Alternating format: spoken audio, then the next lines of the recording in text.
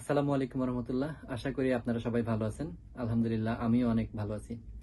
আজকে আয়ারল্যান্ডে যারা মেডিকেল টেকনোলজিস্ট হিসেবে বা মেডিকেল সায়েন্টিস্ট, রেডিওগ্রাফার, ফিজিওথেরাপিস্ট এবং ডেন্টিস্ট হিসেবে বা ডেন্টাল টেকনোলজিস্ট হিসেবে রেজিস্ট্রেশন নিতে চান, তাদের উদ্দেশ্যেই কিছু কথা বলার জন্য এসেছি।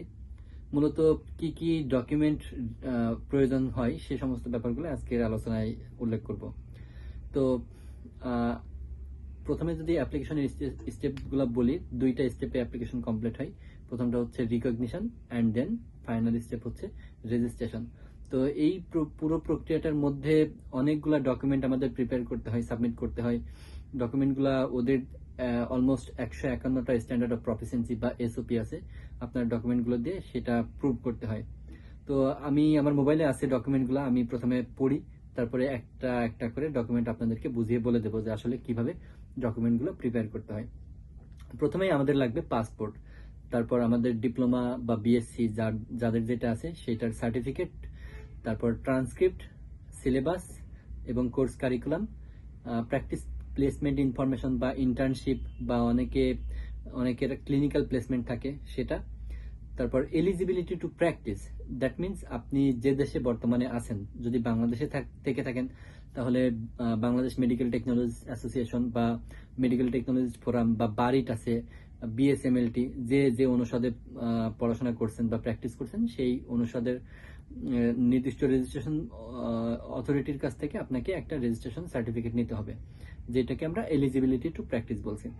এরপর করু ওয়েবসাইটে আবেদন করার সময় আপনি একটা কোয়ালিফিকেশন ভেরিফিকেশন ফর্ম পাবেন। দ্যাট মিনস আপনি যখন আপনার ডকুমেন্টগুলো আপলোড করবেন রেজিস্ট্রেশনের সময় বা রিকগনিশনের সময়, তখন আপনাকে ওরা একটা ফর্ম দেবে, যে ফর্মে আপনার কোয়ালিফিকেশন ভেরিফিকেশনের জন্য প্রয়োজনীয় তথ্য দিতে হবে।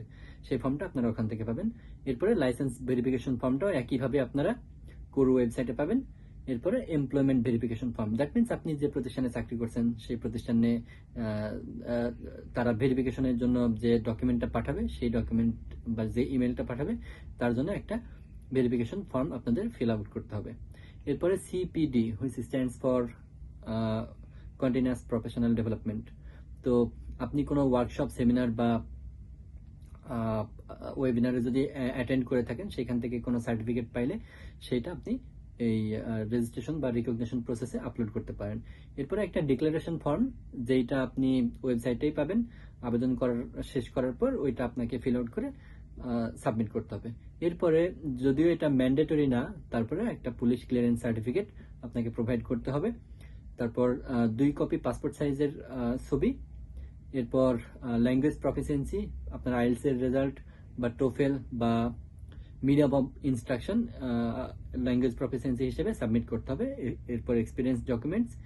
এই তো, এইগুলো ছিল মোটামুটি ডকুমেন্ট। এখানে বলে রাখা ভালো, কিছু কিছু ডকুমেন্ট আছে যেগুলো আমাদেরকে সার্টিফাইড বা সার্টিফাই করে নিতে হবে, এবং কিছু কিছু ডকুমেন্ট আছে যেগুলোকে আমাদেরকে ভেরিফিকেশন বা ভেরিফাই করে নিতে হবে।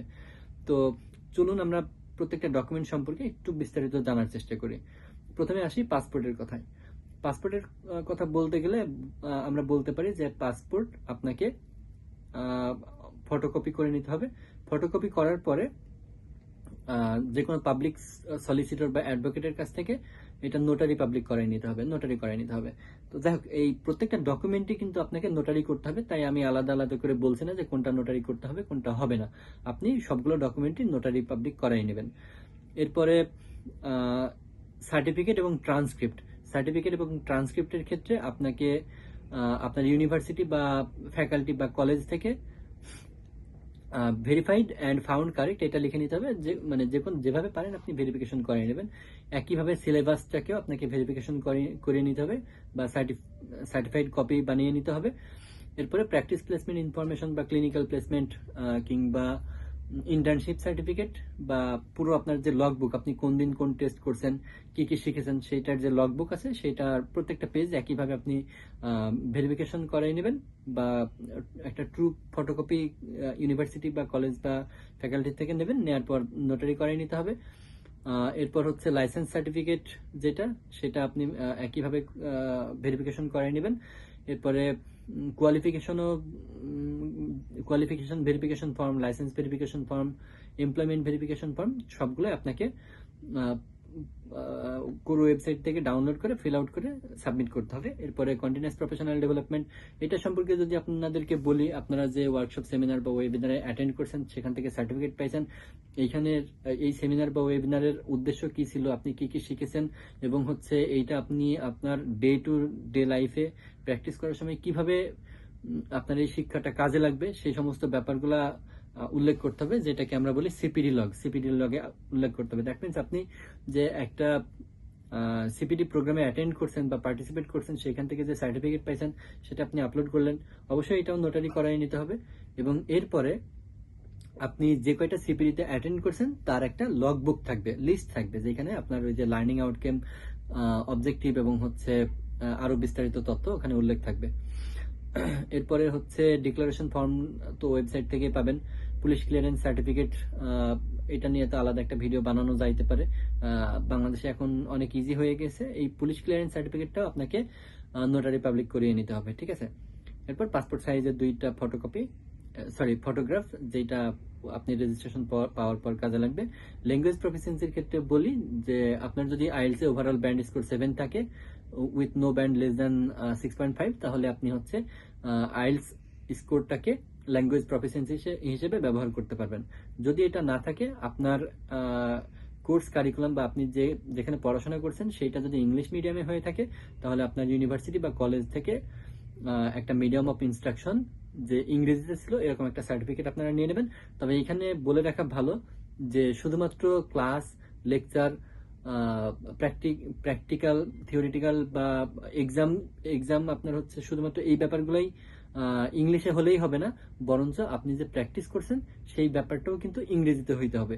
এই জন্য তারা কিন্তু উল্লেখ করে দেয় যে ফার্স্ট টু লাস্ট যা যা করছেন কোর্সের সময় প্রত্যেকটা ব্যাপারই যেন ইংরেজিতে থাকে, এই ব্যাপারটা আপনার ওই মিডিয়াম অফ ইনস্ট্রাকশন সার্টিফিকেটে উল্লেখ থাকতে হবে।